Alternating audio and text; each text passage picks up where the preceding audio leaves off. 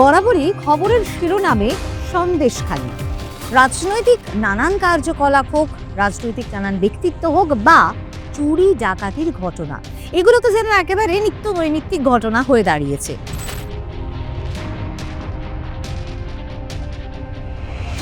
ছোটখাটো চুরির পাশাপাশি কিছু কিছু দুষ্কৃতীরা রয়েছেন, তারা কিন্তু রীতিমতো হাত পাকাচ্ছেন বলা ভালো বড় সড় ডাকাতিতে। সন্দেশখালীর বিভিন্ন এলাকার মানুষ ভয়েই থাকেন, যেন ঠিক কি হয় এরকম একটা ভাব। 31শে জানুয়ারি আর 31শে জানুয়ারির রাতে মণিপুর এলাকার এক বাড়িতে গৃহকর্ত্রী সহ 3 জন ছিলেন। আর সে সময় 6 ডাকাত বাড়িতে হানা দেয় বলে অভিযোগ। দরজা ভেঙে সশস্ত্র ডাকাত দল, অস্ত্রশস্ত্র ছিল রীতিমতো তাদের হাতে, বাড়িতে তারা ঢোকেন এবং ওই মহিলাকে মারধর করে এবং বাড়িতে থাকা সোনা রূপোর গয়না সহ নগদ বেশ কিছু টাকা নিয়ে তারা কিন্তু চম্পট দেন।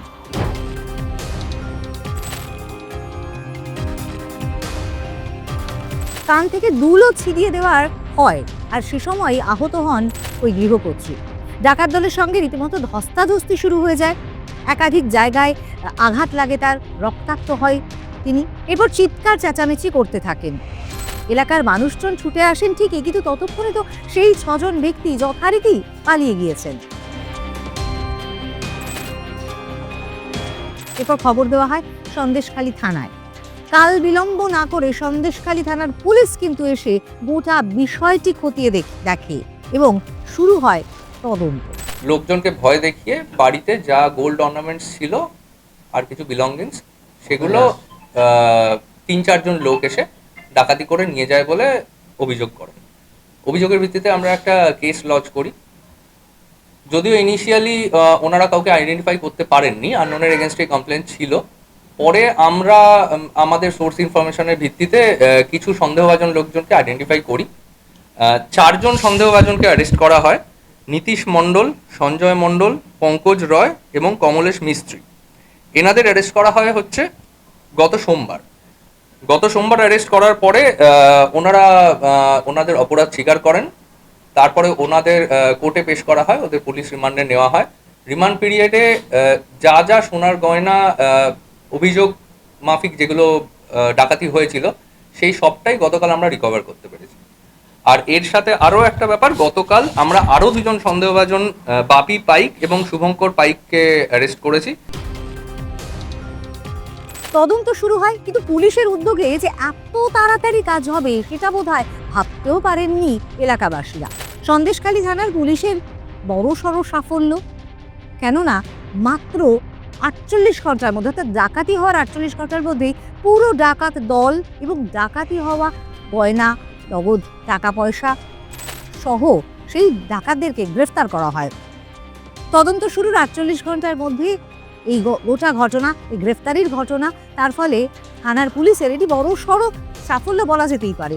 উদ্ধার হয় সমস্ত টাকা, সোনার উপর গয়না। সাংবাদিকদের মুখোমুখি হন মিনাখার এসডিপিও কৌশিক বসাক। তিনি জানান, তদন্ত শুরুর 48 ঘন্টার মধ্যেই তারা কিন্তু সাফল্য পেয়েছেন এবং সন্দেশখালী এবং বিভিন্ন জায়গায় এই 6 জন দুষ্কৃতী তারা কিন্তু লুকিয়েছিলেন, পালিয়েছিলেন, তাদেরকে গ্রেফতার করা হয়।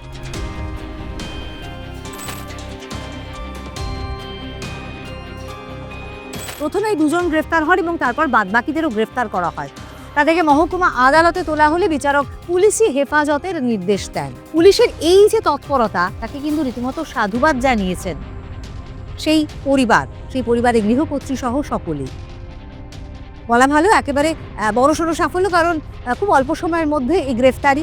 বিরোধীরা অবশ্য এই গোটা ঘটনাতে পারস্পরিক একটা দোষারোপ করতেই ব্যস্ত রয়েছেন। তারা বলছেন যে মানুষের নিরাপত্তা আদপে কোথায়, পুলিশের নিরাপত্তা দিতে পারছেন না, পুলিশ নিরাপত্তা দিতে অপারগ, চাকরিহীনতা একটা বড় সমস্যা। তাই আজকালকার সমাজে এই ভবিষ্যৎ প্রজন্ম বা এই জেনারেশন, তারা কিন্তু চোর ডাকাত তৈরি হচ্ছে। বিরোধী দলের নেতারা রীতিমতো বাক্যবাণে দিচ্ছেন শাসক দলকে। তবে এই চুরি ডাকাতির ঘটনায় আরও কোনো মাথা জড়িত রয়েছে কিনা বা আরও কোনো মাথা রয়েছে কিনা, সেটাও কিন্তু খতিয়ে দেখা হচ্ছে পুলিশের তরফে। ফলে এই মুহূর্তে খানিকটা হলেও কিন্তু স্বস্তিতে রয়েছেন এলাকাবাসী মানুষরা।